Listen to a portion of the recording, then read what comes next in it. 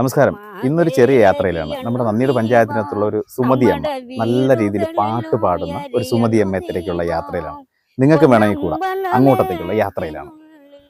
കറു കറു കറ കറുത്തിരിക്കും വെളുവെളുക്ക് ചിരിക്കും കാതിൽ വന്നു കഥ പറയും ചിലമ്പൊലി കേൾക്കും ഹലോ ഹലോ പെണ്ണിൻ്റെ മണിയടി കേൾക്കും ദൂരെയുള്ളോരരയന്നത്തെ പോലെ അവൾ ദൂതിനു പോകും അപ്പനാണയേലും അമ്മയാണയേലും അമ്പിളി മാമന വേണേലും അവൾ അരികിലെത്തിക്കും